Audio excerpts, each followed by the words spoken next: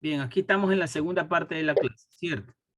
Ya habíamos dicho que es una regla de 3 directa, por lo que se multiplica en cruz. Arriba, ¿qué iría? Las 7 revoluciones, ¿cierto? 7 vueltas completas por 360 grados que cubre cada revolución sobre 1. ¿Ya? Unificamos esto, ponemos igual. ¿Ya? Entonces, la respuesta sería la multiplicación, pues no. Vamos a nuestra calculadora.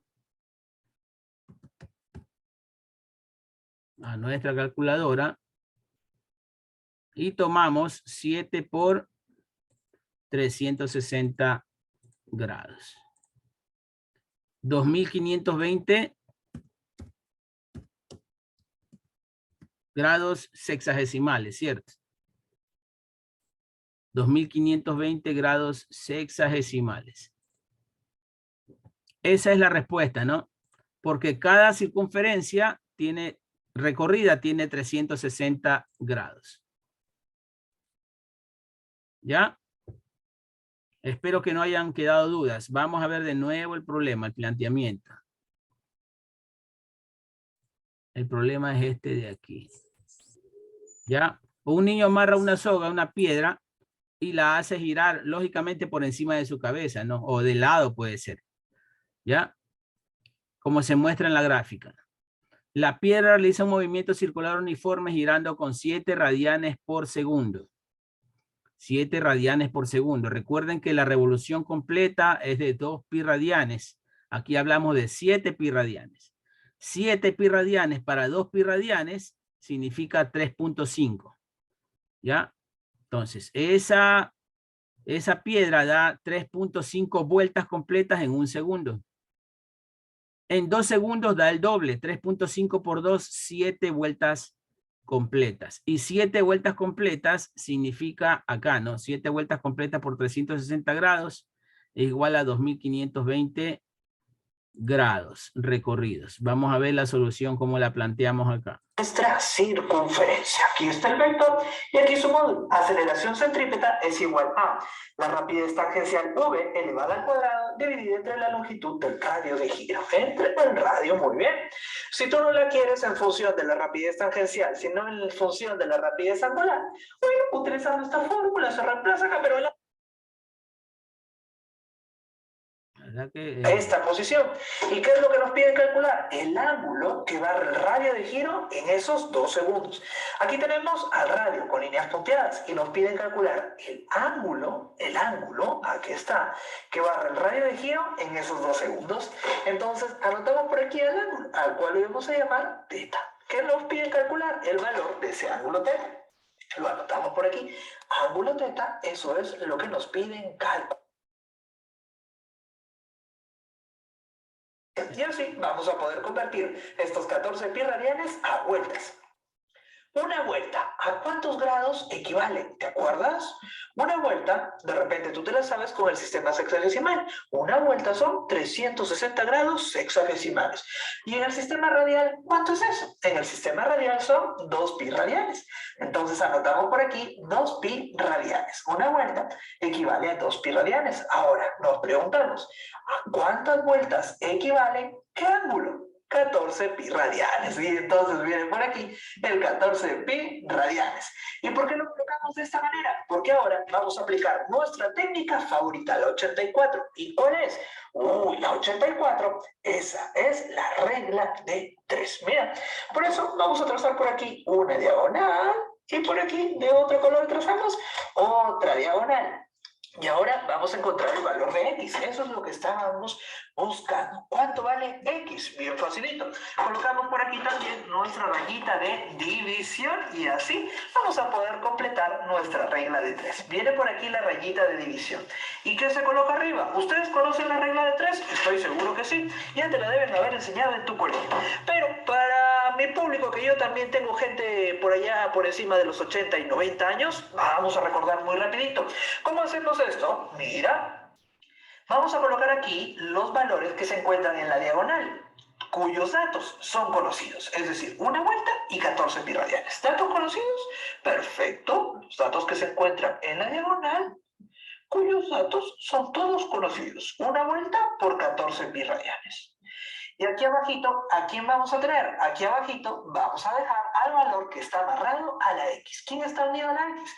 2 pi radianes. 2 pi radianes viene por aquí. Y ahora sí, ya podemos calcular el valor de X. Otra vez, aplicamos la simplificación, porque pi radianes aquí arriba con pi radianes aquí abajo se van. Y mitad de 2 es 1, y mitad de 14, eso es 7. Nos quedaría 1 por 7, 1 por 7, ¿cuánto es 1 por 7? 1 por 7 es 7, qué fácil. Y unidades, los radianes ya se fueron. Nos quedamos simplemente con las vueltas. 7 vueltas, y ya está. Puedes ver en muchos problemas que hablan acerca de vueltas, revoluciones. Entonces tú ya sabes cómo pasar del sistema radial a las vueltas o revoluciones, o de vueltas a el sistema radial, utilizando la regla de 3. Perfecto. Más adelante ya no vamos a utilizar la regla de 3. Eso es solamente por ser nuestro primer video. Ya en los siguientes utilizaremos el método del factor de conversión, pero si a ti ese método que explicaré más adelante, el factor de conversión, no te gusta, siempre puedes recurrir a la regla de 3. Y hasta aquí llegamos por ahora, pero de ese ladito vas a encontrar un montón de videos más de movimiento circular uniforme. Nos vemos en las siguientes clases. 7 vueltas y ya está. Puedes ver en muchos problemas que hablan acerca de vueltas, revoluciones. Entonces tú ya sabes cómo pasar del sistema radial a las vueltas o revoluciones, o de vueltas a... Ya, 7 vueltas completas entonces, transformándolo a grados. Esto no lo ha hecho el profesor, pero yo acá sí, ¿no? 7 vueltas completas o 7 revoluciones por 360 grados, 2520 grados. Ahora, atendiendo al sentido, bueno, no dicen qué sentido gira la piedra, ¿no? Si es a favor de las manecillas del reloj o en contra de las manecillas del reloj. Habíamos definido que si es a favor, se trata de un ángulo negativo, y si es en contra, se trata de un ángulo positivo, ¿cierto? ¿Se acuerdan que los ángulos se dibujan así, de esta manera? Déjeme dibujar un radio aquí, así, ¿no? Así. Y si va avanzando así, se considera un ángulo positivo. ¿Por qué? Porque este es el primer cuadrante. Déjeme dibujar otra línea. De aquí a acá. ¿Ya? Este es el primer cuadrante, este es el segundo cuadrante, este es el tercer cuadrante y este es el cuarto cuadrante. Entonces, si avanza de 0 grados, 10, 20, 30, 40, 90, 100, 110, 180, 190, 200, 210, 270, 280, 300, 360. Si es en este sentido, se considera un ángulo positivo, y si es a favor de las manecillas del reloj, se considera un ángulo negativo. Esa aclaración nomás, ¿ya? Pero como no nos dan ese problema, no lo resolvemos. Solo decimos que recorre la piedra 7 revoluciones en 2 segundos, o sea, 2520 grados. Bien, sistema inercial. Estábamos con John, pero vámonos ahora con Mendoza.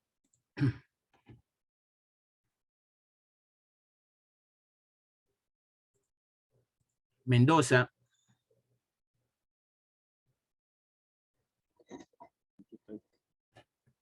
Mendoza.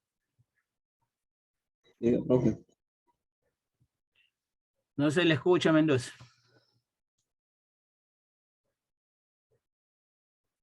Todavía no actualizan esos planes de internet. Ronquillo Mildred. Mildred, usted tiene buen internet para que me ayude con la lectura. Yo sé. Ayúdeme, por favor. Sistema inercial. La posición de la partícula P en función del tiempo es X igual a X. Sub cero, X sub cero se le dice. X sub 0 más Velocidad por tiempo. Por tiempo. Correcto. Cuando Y Y es igual a 0. Cuando Y es igual a 0. Sí. Y es igual a 0. El vector posición es R igual a X. La trayectoria de la partícula es rectilínea. ¿Ya? ¿Qué quiere decir esto? Sencillo. que si esta línea circular la cortamos y la estiramos, esto sería una trayectoria recta, ¿no? Rectilínea, nada más, nada más. Correcto. Entonces, no se compliquen con eso, ¿no? Esto es todas las componentes de lo que les explicó el profesor en el video, que para mí es complicarse la vida, aprenderse cada uno de estos elementos. Ustedes sabrán juzgar cómo les pareció más fácil la resolución del ejercicio, a mi manera o la de él, pero se llega a la misma solución, ¿no? Esta es una ciencia exacta, la física, y por eso se llegan a las mismas soluciones, tal cual la matemática. ¿Ya? Entonces, aquí seguimos avanzando, hablamos de un sistema en espiral, ¿ya? Ángulo girado del sistema inercial y esto, fuerza de Coriolis y ya está. Leamos esta última parte por la fuerza de Coriolis, Mildred. Cuando un cuerpo se mueve sobre la superficie de la Tierra, está sometido a dos fuerzas, la fuerza centrífuga y la fuerza Coriolis. La fuerza de Coriolis es la responsable de la rotación del plano del péndulo de Foucault. La circulación del aire alrededor de los centros de baja o alta presión, la desviación de la trayectoria de proyectiles de largo alcance, la rotación del agua cuando sale por el desagüe de la bañera, etc. La fuerza centrífuga. Centrífuga, ahí está la tilde. Ahí está la tilde. Centrífuga. La fuerza centrífuga es responsable del cambio en el módulo y en la dirección de la aceleración de la gravedad a distintas latitudes. Correcto. La fuerza de Coriolis es la fuerza, ya que la Tierra está en movimiento, es la fuerza que acompaña a este movimiento de la Tierra. ¿Ya? O sea, si nosotros lanzamos un proyectil, ese proyectil no va a estar permanentemente en el cielo, ¿cierto? Algún momento tiene que caer. ¿Ya? Entonces describe un movimiento parabólico, ¿cierto? Se eleva y después llega a un tal punto, cuando se le acaba la fuerza comienza a caer, ¿no? Pero en longitud sigue avanzando, pero va perdiendo altura. Correcto, gracias a la fuerza de Coriolis. Leyes de Newton. Esto sería para la próxima clase, pero vamos a avanzarlo porque es un tema bastante interesante. A ver, alguien del grupo que haya definido este tema, que haya participado en este tema para que me ayude con la lectura, para que queden las cosas claritas. Vamos a verlo acá. ¿Cuáles fueron? Creo que fue el grupo 5. A ver, el señor Chiriguaya, porque Cercado ya no está. Chiriguaya.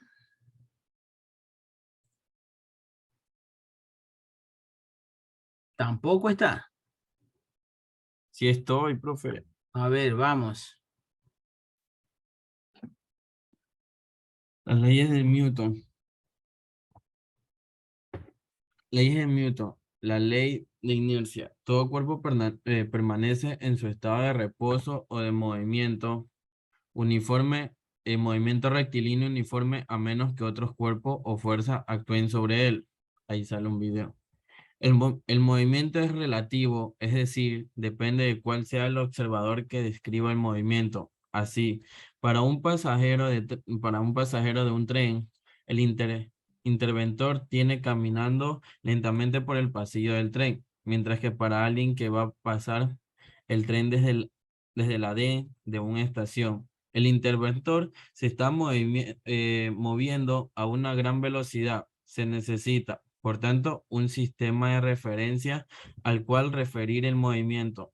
La primera ley de Newton sirve para definir un tipo especial de sistema de referencia conocido como sistema de profe. De referencia inerciales, que son aquellos sistemas de referencia desde los que se observan que un cuerpo sobre el que no actúa ninguna fuerza neta se mueve con velocidad constante. Correcto. Dice, cuando la sumatoria de fuerzas, esta es sumatoria, ¿cierto? cuando la sumatoria de fuerzas es igual a 0, la derivada del tiempo sobre la derivada de, la derivada de la velocidad sobre la derivada del tiempo también es igual a 0. ¿Ya? Vamos a ver este videito de la primera ley de Newton. Miren que ya son desde 1700, ya van a ser 400 años y las leyes de Newton con respecto al movimiento siguen vigentes, ¿no? Claro, aquí, en las condiciones que estamos acá, porque después de Newton vino Einstein y después vino Hawking, ¿cierto? ¿Ya? Que, lógicamente, con los avances que hicieron, con las cosas que descubrieron, actualizaron esta ley, ¿no? Pero ¿para qué vamos a hablar nosotros de Einstein si todavía estamos conociendo por fuerita nomás a Newton? ¿Para qué nos vamos a meter en cosas más complicadas, cierto? Además, el programa no lo dice. Déjenme poner esto acá. Y estos videos son para enseñar con manzanas y peras. Ay, el bendito ultra zoom.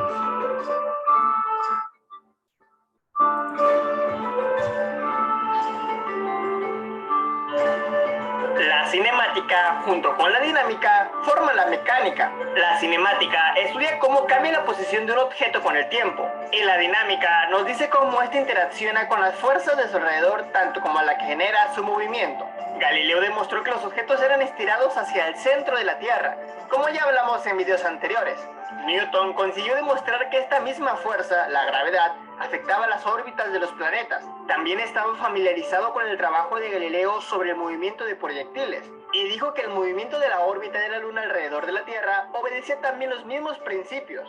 Newton demostró que la gravedad explicaba y predecía los movimientos de la Luna, así como la subida y bajada de las mareas en la Tierra. El libro de los Principia abarca las 3 leyes de Newton del movimiento. Estas leyes constituyen los principios fundamentales de la dinámica. Veamos el primer axioma, o primera ley de movimiento. Todo cuerpo persevera en su estado de reposo o movimiento uniforme y rectilíneo, a no ser en tanto que sea obligado por fuerzas impresas a cambiar su estado. Si un objeto está en reposo, permanecerá en reposo hasta que una fuerza actúe sobre él. Supongamos que dejamos una botella vacía. O si está en movimiento también. Un cuerpo que esté en movimiento con una fuerza constante, ya no cambiará esa situación hasta que otra fuerza la haga cambiar forzosamente, ¿no? El cuerpo puede estar en reposo o en movimiento. La ley aplica para los dos casos. Vacía en nuestra mesa. Esta persevera su estado de reposo. Luego de un rato, esta cae. No cae sin ningún motivo. Hay una fuerza que la hizo cambiar de estado. En nuestro caso, fue el aire que hizo moverla. Pero si esta botella la llenamos de agua, aumenta su masa y por lo tanto, aumenta su inercia. Recordemos que la inercia es la propiedad que tienen los cuerpos de permanecer en su estado de reposo relativo o movimiento relativo. O dicho de otra forma general, es la resistencia que opone la materia a modificar su estado de movimiento. Mientras más masa, más inercia. Y más fuerza se necesita para cambiar el estado del objeto. Lo mismo pasa con un objeto que está en movimiento. Este mantendrá la velocidad constante hasta que una fuerza actúe sobre él. Para este otro ejemplo, lancemos un proyectil. Miren cómo sigue una línea recta con una velocidad constante, sin que nada se interponga en su camino. Esperen, olvidamos activar el aire, el cual opone una resistencia, y la gravedad, la cual hace que el objeto por su inercia caiga. Vemos que el proyectil cambia su estado de movimiento a un estado de reposo, por las fuerzas que actuaron sobre él. Un tren el cual tiene mucha inercia será difícil detenerlo con nuestra propia fuerza, y cuando se detenga nos será difícil moverlo. Esta ley nos ayuda a comprender cómo suceden los accidentes, pues cuando un coche va a una alta velocidad y choca con un árbol, el coche se detiene, pero nuestro conductor no tenía el cinturón de seguridad, así que él seguirá en movimiento por su inercia hasta que una fuerza actúe sobre él, como es su peso y la que ejerce el árbol. Esperen, ¿acaso el árbol ejerció una fuerza sobre él? Esto lo explicaremos en otro video. Recuerden que faltan 2 leyes más, pero por lo menos ya saben que deben usarse en su estado de movimiento, mientras su inercia. Recordemos que la inercia es la propiedad. ¿Acaso el árbol ejerció una fuerza sobre él? Esto lo explicaremos en otro video. Recuerden que faltan 2 leyes más, pero por lo menos ya saben que deben usar cinturón de seguridad. Y tú explícame alguna experiencia que hayas tenido con esta ley en los comentarios. Aunque tenemos experiencias con ella cada segundo de nuestra vida. Un ejemplo es cuando no te quieres levantar en las mañanas. No tienes la fuerza suficiente para cambiar tu estado de reposo a un estado de movimiento. Los mejores comentarios saldrán en el siguiente video. No olviden suscribirse, dejar su like y compartir. Hasta la próxima. Ok, la primera ley de Newton, la fuerza necesaria para cambiar el estado de la materia. Seguimos, Chiriguaya. En realidad, es imposible encontrar un sistema de referencia inercial, puesto que siempre hay algún tipo de fuerza actuando sobre los cuerpos, pero siempre es posible encontrar un sistema de referencia en el que el problema que estemos estudiando se pueda tratar como si estuviésemos en un sistema inercial.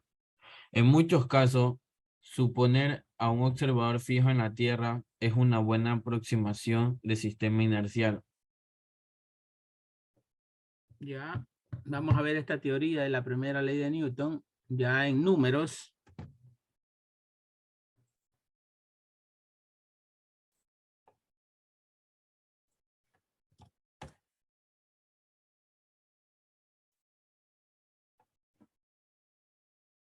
Hola amigos de YouTube, bienvenidos a mi canal Física para Todos, quien les habla Henry Martínez.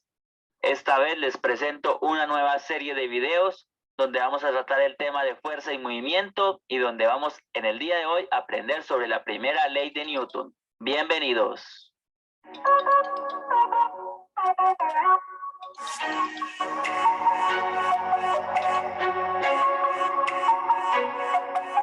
Bueno, antes de tocar la primera ley de Newton, quiero realizar las siguientes consideraciones, y es que, como lo dije, este es el capítulo de fuerza y movimiento, donde tratamos las leyes de Newton. Recuerde que este señor, matemático y físico, don formuló las 3 leyes del movimiento, las 3 leyes de Newton, y donde estas se encargan de estudiar el tema de la dinámica. Recordemos que la dinámica es la ciencia que estudia las causas del movimiento. En videos anteriores habíamos visto el tema de la cinemática, que es donde se encarga de estudiar cómo es la trayectoria del movimiento. Esta vez ya vamos a estudiar el capítulo de qué es lo que causa ese movimiento. Vamos a definir qué es fuerza. Pues a simple vista nosotros todos los días pues vemos el concepto de fuerza, levantamos una silla, movemos algún objeto. Pero fuerza es algo, como por darle una descripción, es algo que es capaz de cambiar el estado del movimiento de un objeto. Y lo voy a hacer con el siguiente ejemplo. A ver que sobre una superficie tenemos una caja. El estado natural de esta caja, como lo vemos, es en reposo, está totalmente quieta. Pero para yo cambiarle el estado a estado en movimiento, es la flecha roja, que es la que en este caso me está identificando una fuerza. Le debo de aplicar fuerza, debe vencer esa fricción y la debo mover. Le estoy cambiando el estado a esta caja. La primera ley de Newton o ley de la inercia nos dice que todo cuerpo tiende a mantener su estado de reposo o de movimiento constante a menos de que haya una fuerza neta que lo obligue a cambiar su estado. Vamos a tener el siguiente ejemplo. Supongamos que tenemos un coche, un vehículo, está detenido totalmente. Vamos a suponer que ese vehículo está en reposo sobre una autopista. Este vehículo tiende a estar en reposo a menos de que haya una fuerza neta. ¿Qué significa esto de fuerza neta? Fuerza neta significa que se hayan fuerzas internas o externas que hagan que cambie el estado del movimiento. Si nosotros analizamos fuerzas, nos vamos a adelantar un poco en las otras leyes de Newton, pero sabemos que todo cuerpo tiende un peso, ¿cierto? Y que por acción de la gravedad, este tiende hacia abajo. El piso en cada una de sus llantas pues le va a hacer una reacción. Y esa reacción pues naturalmente es hacia arriba. Eso lo vamos a ver en la tercera ley de Newton. Pero el vehículo igual está en reposo a pesar de que estén actuando esas fuerzas. Entonces, para nosotros resolver este tipo de ejercicios, entonces, matemáticamente, ¿cómo representamos esta descripción? Nos tendríamos que decir que la sumatoria de fuerzas es igual a 0. Es decir, porque de cierta forma, para que haya movimiento, tiene que haber un cambio en la aceleración del vehículo. Por lo tanto, si el vehículo está en reposo, pues entonces no hay aceleración. Es totalmente igual a 0. Es decir, está en reposo. Adicional, para nosotros resolver estos ejercicios, entonces, como las fuerzas son vectoriales, es decir, tienen dirección, magnitud y sentido, aquí es muy importante tener siempre el plano cartesiano para indicar cuál es la dirección de esas fuerzas. Es decir, esta ecuación matemática la vamos también a resumir en sumatoria de fuerzas en X igual a 0, sumatoria de fuerzas en Y igual a 0. Más adelante lo vamos a entender bien con otros ejercicios. Ahora, vamos a tomar el otro parte de la descripción de que nos dice Newton. Dice, todo cuerpo tiene que mantener su estado de reposo o de movimiento constante. Es decir, vamos a suponer que aquí tenemos, esto es una superficie, ¿sí? Acá tenemos una esfera. Esa esfera se va a mover a velocidad constante. Recordemos que en cinemática, en videos anteriores, en movimiento rectilíneo uniforme, vimos que si es constante significa que este cuerpo no tiene aceleración. Entonces, vamos a suponer que no hay una fuerza de fricción que le quite, ¿cierto?, velocidad a esa esfera. Ella va a tender a irse hasta el infinito, en movimiento rectilíneo, a menos de que haya una fuerza. ¿Dónde vemos en la práctica este tipo de movimiento? A ver, una bola que tenga la menos cantidad de fricción posible y no la haga parar. Algo que se acerque. ¿Ustedes han jugado bolo alguna vez? Hola. Ya, Hola. bueno, No, ingeniero, no hemos jugado. ya. La mesa de bolo es totalmente pulida, ¿cierto? Totalmente pulida. Y el material de la bola de boliche también. Entonces, para que no exista fricción, son diseñadas así, ¿no? Para que la fuerza con que es impulsada por el jugador sea la suficiente para llegar al final, ¿no? A los 20 metros creo que son de longitud. ¿Ya? Pero en la práctica, lógicamente, hay un cuerpo que se mantenga permanentemente en movimiento constante por la eternidad. Pregunto, ¿en la práctica existe esto?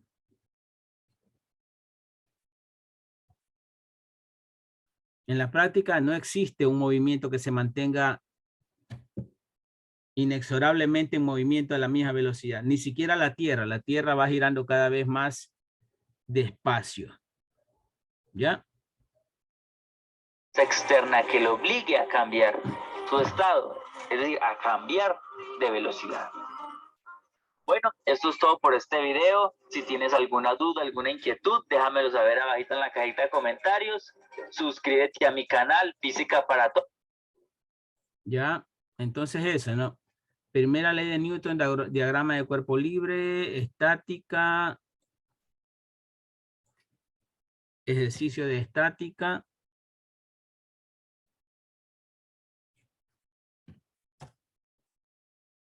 Ya me lo han cambiado, diagrama de cuerpo libre acá. A mí también me censuran videos y a veces no sé por qué. Los videos de clase. Espero que estén Hola viendo. amigos de YouTube, bienvenidos a un nuevo video. Continuando con la serie de videos de las leyes de Newton, esta vez vamos a resolver un ejercicio de estática o de la primera ley de Newton, donde debemos hallar las tensiones de las cuerdas. Bienvenidos.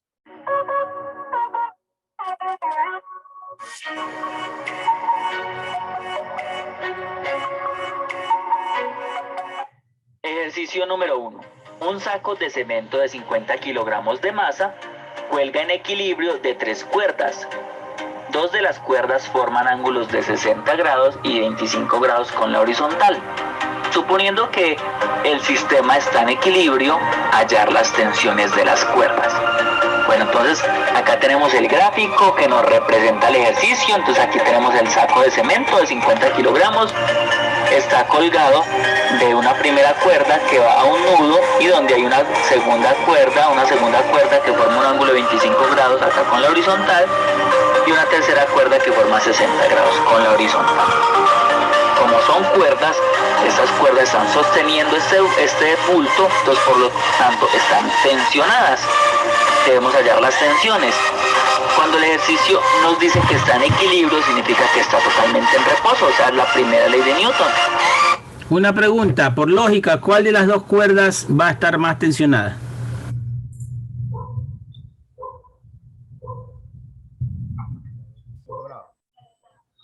¿Cuál? No, ya lo vamos a ver. Entonces, ¿cómo resolvemos este ejercicio? Vamos a hallar lo que llamamos el DCL, diagrama de cuerpo libre. ¿Qué es el diagrama de cuerpo libre? Es sobre un eje coordenado X, Y, vamos a pintar, vamos a hacer el diagrama, en este caso lo vamos a dividir en dos partes. Esa música de fondo molesta, ¿no? Yo no sé por qué editan así los videos. Entonces vamos a tomar primero esta primera parte de acá, que es la que tenemos acá, y en los diagramas de cuerpo libre vamos a pintar, vamos a dibujar las fuerzas, esos vectores que están representados por unas flechas. Entonces aquí tenemos el peso recordemos que es una fuerza que por naturaleza, por la gravedad, asociada a la gravedad, está ejerciendo hacia abajo. Y como está en equilibrio, pues el cuerpo tiene que estar en equilibrio, debe haber una fuerza que esté hacia arriba y esta es la tensión 1. Las tensiones generalmente están alando, están para poder sostener ese peso. Y sobre este diagrama de cuerpo libre aplicamos las leyes de Newton. En este caso vamos a decir sumatoria de fuerzas en Y igual a 0. En Y porque todas las fuerzas están sobre el eje Y. Entonces, aplicando la ecuación nos dice que la tensión 1, que está en la dirección positiva del eje X, menos W, que está en la dirección negativa, es igual a 0. Por lo tanto, matemáticamente nos dice que despejando W al otro lado de la ecuación nos queda que la tensión 1 es igual a W, donde en el video anterior expliqué que la W, que era el weight, peso, está asociado a la masa por la gravedad. Por lo tanto, el ejercicio nos dice que tiene una masa de 50 kilogramos, 50 por 9,8 nos da 490. Y también expliqué en el video anterior que las unidades kilogramo, metro sobre segundo cuadrado nos dan la unidad de Newton. Por lo tanto, hemos hallado la tensión número 1 del ejercicio. Vamos a hallar el resto de las tensiones. Para hallar el resto de las tensiones vamos a seguir construyendo el diagrama de cuerpo libre. Entonces nos vamos a hacer otro corte y nos vamos a centrar en este nudo. ¿Por qué en este nudo? Porque aquí es donde yo tengo el resto de las fuerzas. Puedo tener, digamos, centralizado todo el ejercicio en sí. Entonces, ahí mismo pintamos las fuerzas. Esta cuerda, la tensión 2, pues obviamente tiene que hacer una fuerza hacia arriba para poder sostener, lo mismo que la tensión 3, tiene que haber alando hacia arriba para poder sostener este peso acá, que aquí lo vamos a pintar hacia abajo. Recordemos que por ley de acción y reacción, la tercera ley de Newton, si antes analizábamos este bulto que estaba tirando hacia arriba, entonces en la parte contraria está acá tirando hacia abajo, y aquí vuelve otra vez, es importante que el cuerpo esté en equilibrio. Que esté en equilibrio significa que no tiene ningún desplazamiento. Teniendo estos tres vectores totalmente plasmados en el plano cartesiano, vamos a aplicar las leyes de Newton. Pero estos vectores los debemos descomponer sus componentes X y Y para poder hacer la sumatoria. Por lo tanto, sabemos que la tensión en 2 está compuesta por una tensión 2, por una tensión en X y por una tensión en Y. Asimismo, y forma un ángulo de 25 grados. ¿Por qué ángulo de 25 grados? Porque aquí aplicamos leyes de ángulos alternos e internos. Entonces, este ángulo de 25 grados es este mismo 25 que está acá, y lo mismo para este caso de 60 es este mismo que tenemos acá. Entonces, lo mismo la tensión 3 tiene una componente en X y tiene una componente Y sobre 60 grados. Ahora, ¿qué vamos a hallar? Vamos a hallar cada una de estas componentes, las componentes en X y en Y de estos respectivos vectores. ¿Cómo lo hacemos? Aplicando trigonometría. Recordemos que aplicando coseno del ángulo en este caso coseno del ángulo 25 es igual al lado adyacente, es decir, la tensión 2 en X sobre la hipotenusa que representa la tensión 2. Aquí debemos despejar T2X, entonces pasamos de este lado a multiplicar y nos queda que la tensión 2 en X es igual a la tensión 2 por coseno de 25 grados. Aplicamos lo mismo para el seno de 25. El seno es el lado opuesto al ángulo, es decir, T2Y sobre la hipotenusa, que es la misma T2. Pasamos lo mismo a multiplicar, despejamos y nos queda lo mismo, la tensión 2 en Y, T2 seno 25. Y hacemos lo mismo para el caso de la tensión 3, por lo cuanto aquí nos queda T3 coseno de 60 grados, y lo mismo para la componente en Y, me queda que es T3Y igual a T3 seno de 60 grados. Es exactamente lo mismo, pero para cada uno de los componentes. ¿Por qué lo vamos a hacer? Porque cogemos el diagrama de cuerpo libre y les expliqué que sobre este diagrama vamos a aplicar las leyes de Newton. Entonces vamos a empezar con sumatoria de fuerzas en X. Entonces, ¿qué vectores estamos pintados en X? En X tenemos pintados, entonces tenemos el vector T2X y el vector T3X. Sería T2, la tensión 2 en X, que representa T2 coseno de 25, está apuntando hacia el eje positivo, ese está apuntando hacia el eje negativo, por lo tanto es negativo. Y este componente es la que tenemos acá, y entonces me queda T3 coseno de 60. Igualamos a 0, esto lo puedo pasar al otro lado, positivo, entonces me queda T2 coseno de 25 igual a T3 coseno de 60 grados, despejando acá T2, donde queda T2 es igual a T3 coseno de 60 grados sobre coseno de 25, haciendo esta operación en la calculadora, coseno de 60 grados dividido coseno de 25, me queda 0,552 T3. Y esta es la ecuación número 1, porque nos vamos a salir un sistema de 2 por 2, entonces tenemos una primera ecuación. Vamos a construir la ecuación número 3, la ecuación número 3 la construimos haciendo sumatoria de fuerzas igual a Y. Entonces nos queda la tensión 2 en Y, que es igual a T2 seno 25, que lo tenemos acá, más esta que tenemos acá, la tensión 3 en Y, que es igual a esta que tenemos acá, T3 seno de 60, menos, no olvidamos de acá la tensión que la que teníamos ahora, y aquí tenemos la segunda ecuación. Entonces, de esta primera ecuación que teníamos, ya tenemos despejado la tensión 2, vamos a reemplazar en esta ecuación 2 la tensión 2. Por lo tanto, me queda que tensión 2, 0,552 T3 por el seno 25 más T3 seno 60. Esto lo ponemos al otro lado positivo, entonces me queda igual a T3. Haciendo la operación matemática, 0,552 por el seno 25 me queda 0,233 por la tensión 2 más el seno de 60 grados es 0,866, y aquí me queda T3 igual a tensión en 1, que ya lo habíamos hallado, 490 Newton. Por lo tanto, sumamos, estas dos tienen la tensión 3, la sumamos 0,233 más 0,866 T3 me da 1,099, que lo paso a este lado a dividir, y me queda entonces que la tensión 3 es igual a 490 dividido 1,099, y esto me da que la tensión 3 es igual a 445,8 Newton. Y hemos hallado la tensión de la cuerda número 3.